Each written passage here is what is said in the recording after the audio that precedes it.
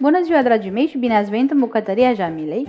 Vom face astăzi împreună tort diplomat și vă invit să rămâneți alături de noi pentru a vedea ingredientele și modul de preparare.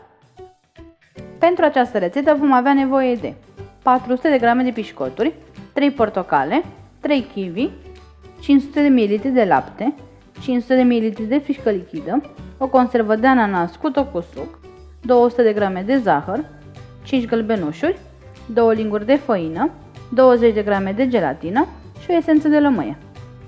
În primul rând ne vom ocupa de gelatină, pe care trebuie să o hidratăm, iar pentru asta o vom pune într-un bol, iar peste ea vom pune apă caldă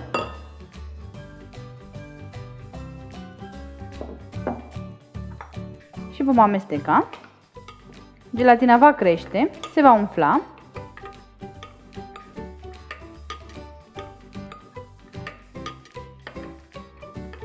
și o vom lăsa să stea, iar între timp ne vom ocupa de cremă. Pentru a prepara crema, vom pune în primul rând zahărul într-o cratiță, peste el vom pune gălbenușurile, apoi făina,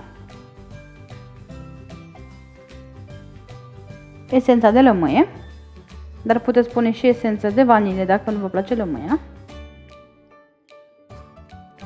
și vom amesteca totul ușor cu un tel, cât să omogenizăm toate ingredientele.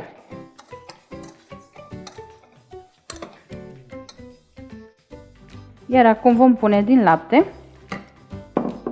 puțin câte puțin, și îl vom încorpora și pe el în amestec.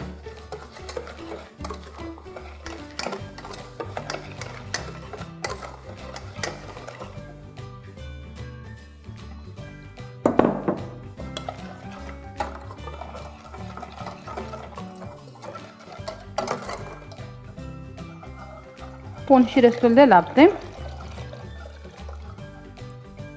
și voi amesteca totul foarte bine, cât să am o cremă omogenă și cât să nu fie nicio cocoloașă. Am omogenizat foarte bine totul. Voi lua acum această cratiță și o voi pune pe foc. Voi fierbe acum această cremă la foc mic, amestecând continuu, și voi avea foarte mare grijă pentru a nu se separa crema. Crema este gata, după cum puteți vedea s-a îngroșat frumos și clocotește. Trebuie să așteptați să dea într-un clocot 2 și să fie groasă, cum puteți vedea și aici. Voi opri acum focul și voi lăsa crema să se răcească pentru cam 10 minute. Trebuie să fie destul de caldă, dar nu fierbinte. Am lăsat crema să se răcească cam pentru 10 minute. Ea este încă suficient de caldă pentru a topi gelatina, dar suficient de rece pentru a nu o omorî, așa că voi pune. Vedeți că gelatina s-a îngroșat foarte mult. Deja arată ca un jeleu și o voi adăuga peste cremă.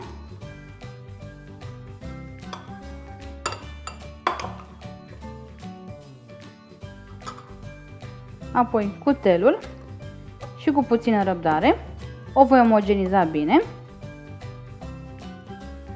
astfel încât gelatina să fie topită. Dacă cumva crema nu este suficient de caldă pentru a topi gelatina, trebuie doar să mai puneți crema pe foc pentru 1 minut la foc foarte mic și să încălziți foarte puțin crema, astfel încât să aibă putere pentru a topi toată gelatina. Gelatina s-a topit. După cum puteți vedea, nu mai avem deloc granule de gelatină în cremă. Se topește relativ ușor. Crema este doar călduță. Voi lăsa acum crema să se răcească, cât să ajungă la temperatura camerei și voi amesteca din când în când pentru a nu forma crustă. Cât timp se răcește crema, ne vom ocupa de fructe pe care le-am decojit și pe care le voi tăia în cubulețe. Voi începe cu portocalele.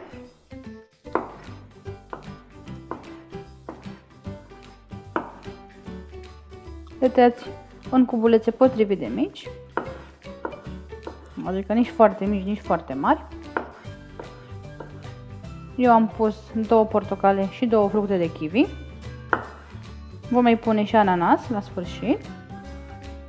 Oricum nu exagerați cu fructele, pentru că există riscul să lase foarte multă zeamă și să se lase crema. Pentru mine 2 din fiecare sunt suficiente. La fel nu curăț partea aceasta albă, din același motiv.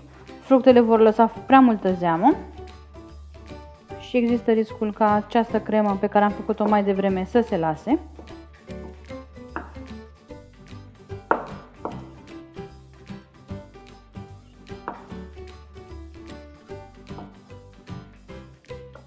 Pun portocalele într-un bol.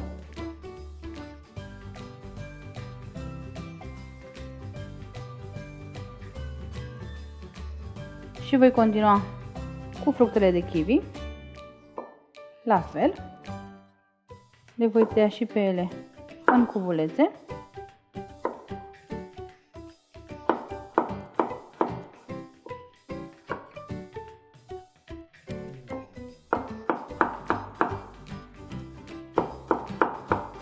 Puteți folosi orice fructe vreți, dar cele mai comune sunt portocale, kiwi și ananas. Pun și fructele de kiwi peste portocale. Și vom continua apoi cu frișca. Pentru a bate frișca, mă voi ajuta de un mixer în care voi pune toată cantitatea de frișcă. Pornesc mixerul și bat foarte bine frișca până când va deveni spumătare.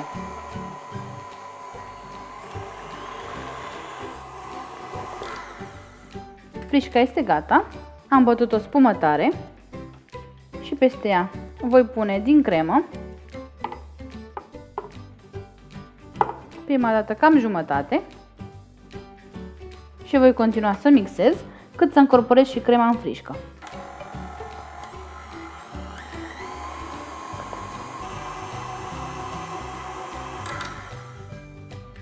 Ridic din nou mixerul pentru că vreau să adun puțin frișca și să pun și restul de cremă. Crema este la temperatura camerei, după cum v-am spus. Nu o puneți la frigider, ci o lăsați să se răcească cât să ajungă la temperatura camerei. Continui să mixez până când voi incorpora și restul de cremă.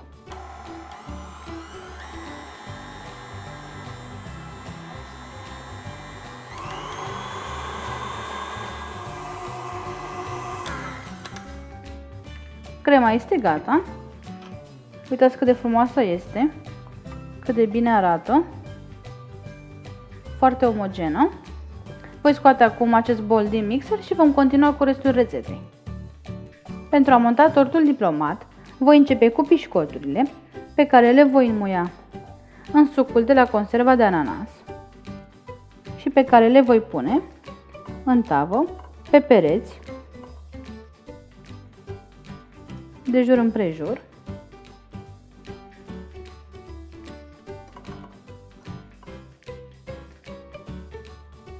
Voi continua acum cu pișcoturile de la baza formei, la fel, le înmoi în sirop și le pun la baza tortului pentru a crea un fel de blat.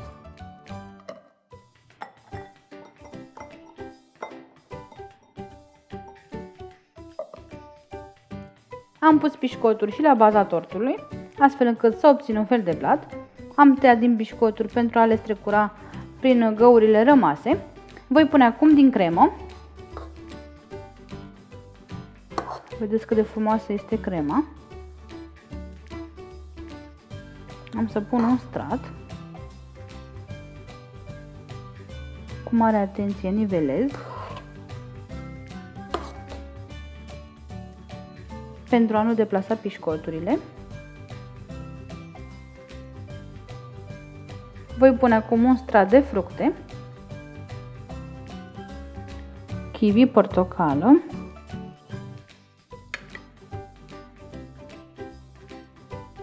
Și bineînțeles ananas. Le apăs și foarte puțin pentru a intra în cremă. Un nou strat de cremă deasupra fructelor.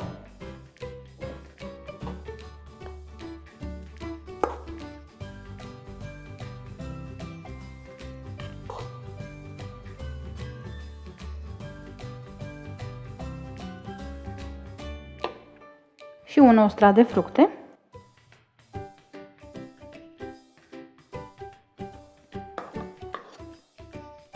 Din nou cremă și voi continua în acest fel până când voi umple tot tortul.